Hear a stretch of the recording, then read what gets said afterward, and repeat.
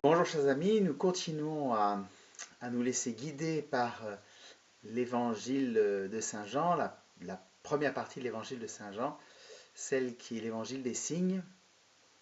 Nous avons vu le premier signe qui est le signe inaugural, les noces de Cana. Nous avons vu la guérison du fils du fonctionnaire royal. Aujourd'hui, c'est la guérison d'un paralytique.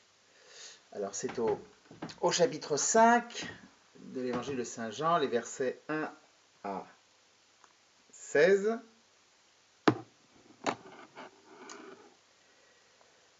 Après cela, il y eut une fête juive et Jésus monta à Jérusalem.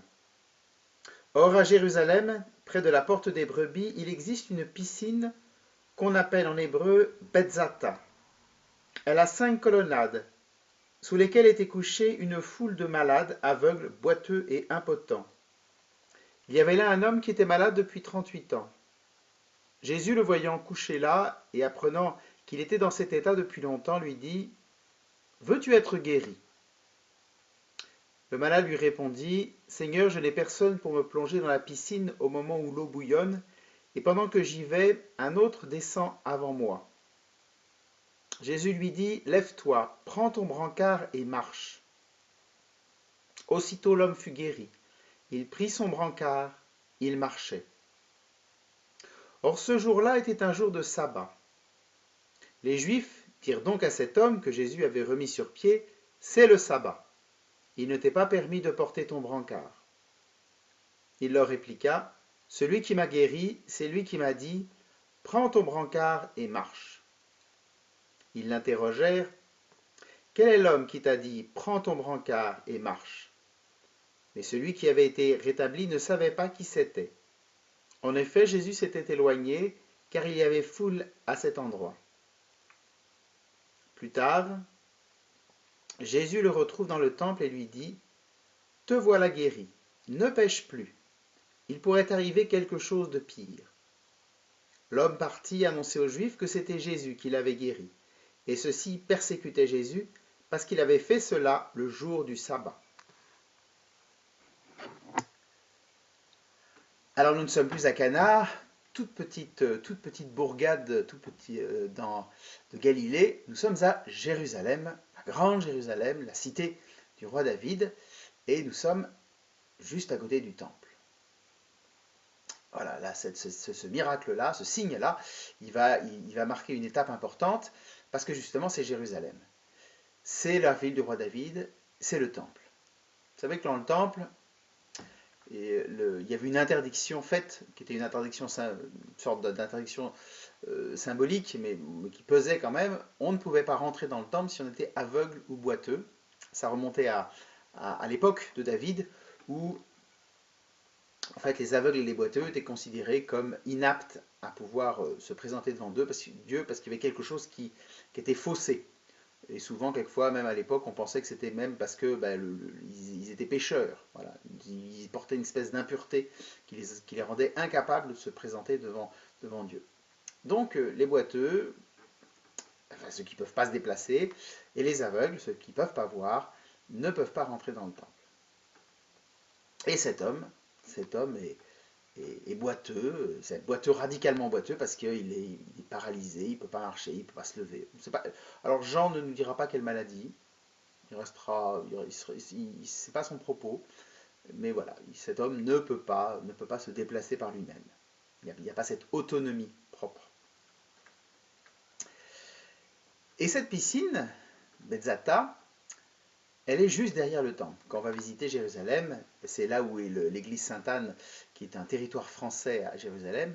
Cette piscine, eh bien, elle est juste derrière. Voilà. C'est une piscine un peu étrange parce qu'à la fois c'est les réservoirs d'eau du temple et puis il y a aussi une réserve d'eau qui servait pour des guérisons. Vous savez, les guérisons en se trempant dans l'eau, c'est plutôt quand même des rites romains ou des rites grecs. Donc c'était pas très... Pour prendre une image, c'était pas très catholique. Voilà. Il y avait des gens qui essayaient une guérison là, on ne savait pas trop quel dieu ils invoquaient, mais voilà, ils étaient là en tout cas. Donc c'est des pauvres qui sont là, des pauvres, des malheureux, peut-être des païens, des exclus, voilà, ils sont là, on essaie de les aider. il essaie de faire quelque chose, bon, et, voilà. Et à la différence des paralytiques qu'on voit dans les évangiles de Matthieu, de Marc et de Luc, qui ont des amis, qui les portent sur un brancard pour l'amener à Jésus, cet homme-là, il n'a même pas d'amis. Il est vraiment seul. Il y a quelque chose de très désespéré dans la situation de cet homme. En tout cas, c'est comme ça que nous le peint Jean. Et Jésus prend l'initiative d'aller vers lui. Jésus veut aller vers cet homme, à la différence donc des récits des guérisons des paralytiques dans les autres évangiles. Là, Jésus va vers lui. Il prend l'initiative de le faire. Il veut aider cet homme. Et donc il vient dans ce lieu, cette piscine à 5 portiques.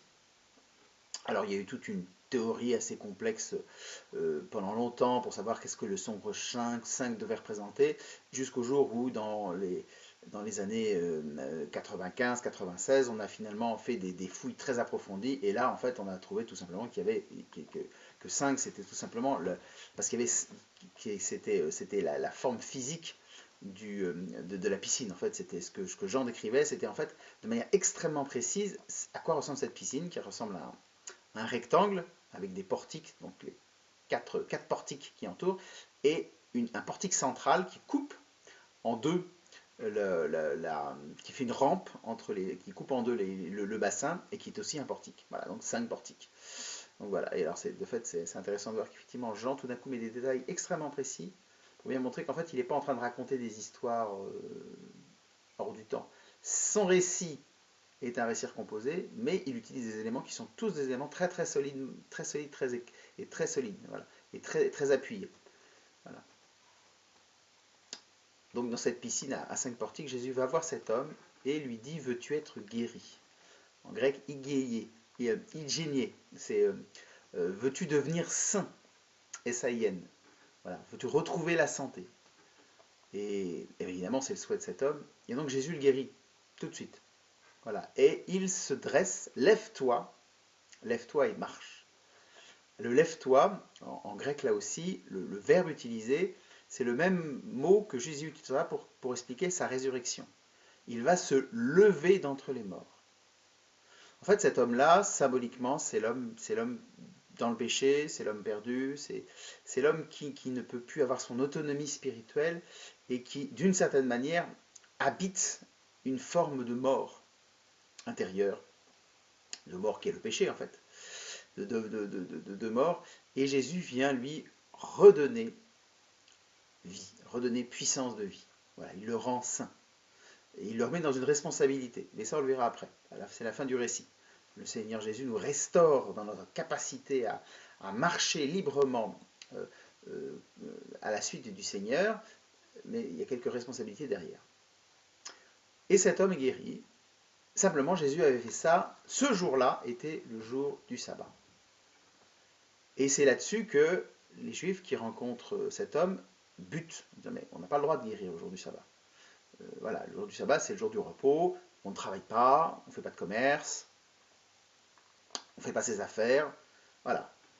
Et donc on voit bien dans la perspective des Juifs, Jésus fait un travail, c'est une sorte de guérisseur, et ben voilà, c'est le médecin de l'époque, et donc il travaille, il n'a pas le droit, voilà, le repos du sabbat, il est absolument obligatoire parce qu'il permet justement de laisser l'économie, la puissance de l'argent de côté pour au moins une journée.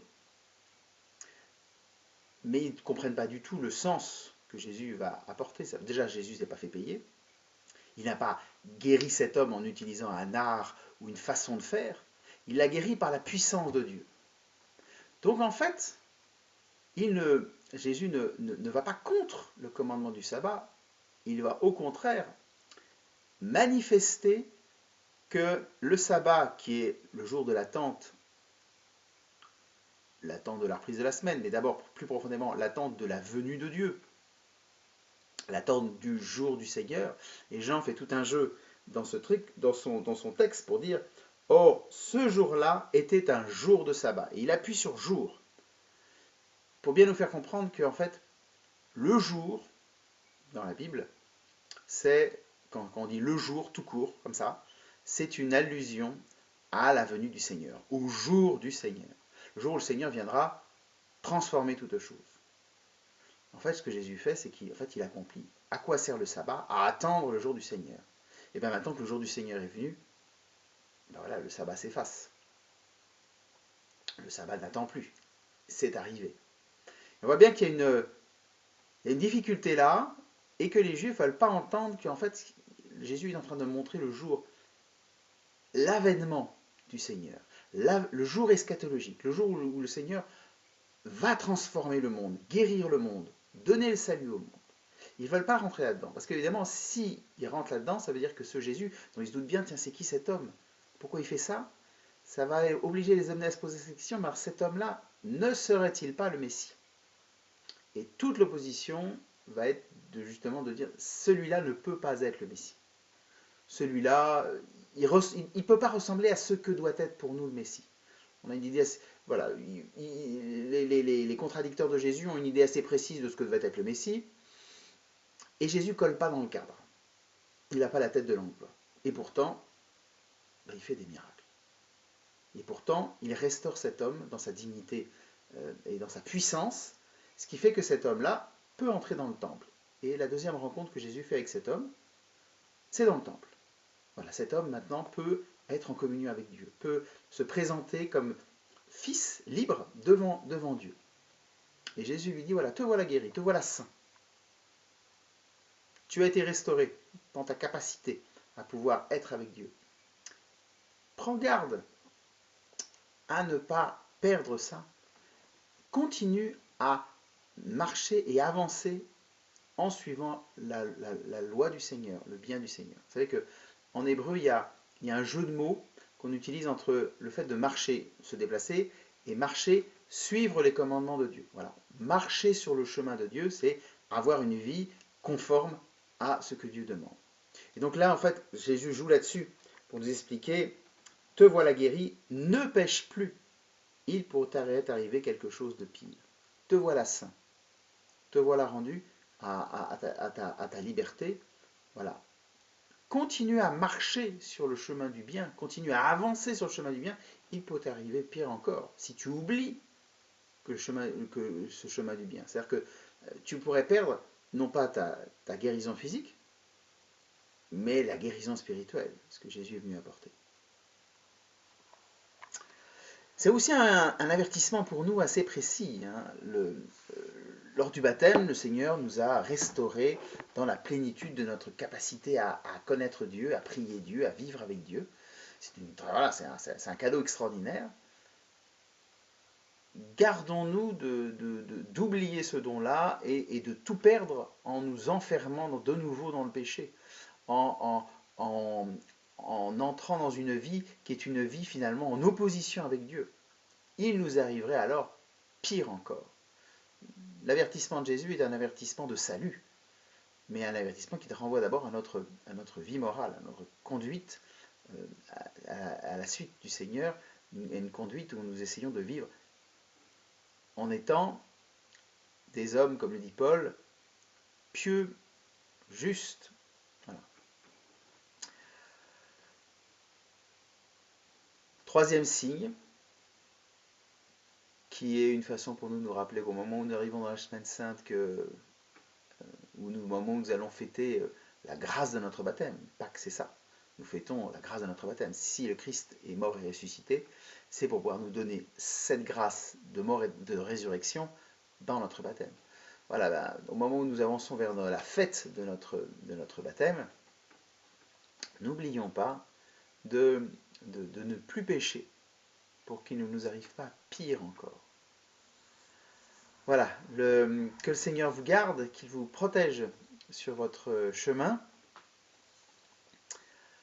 Je pense plus particulièrement ce soir à tous les malades, à tous ceux qui sont encore atteints par la maladie, ceux qui sont encore fragiles, ceux qui sont en réanimation, et qui dans l'espoir d'une guérison. Voilà, je pense à tous ces hommes et ces femmes-là qui sont allongés comme le paralytique, voilà, posés là sur leur lit de souffrance, sur leur grabat, attendant la guérison physique, attendant aussi peut-être pour les croyants, la guérison du cœur.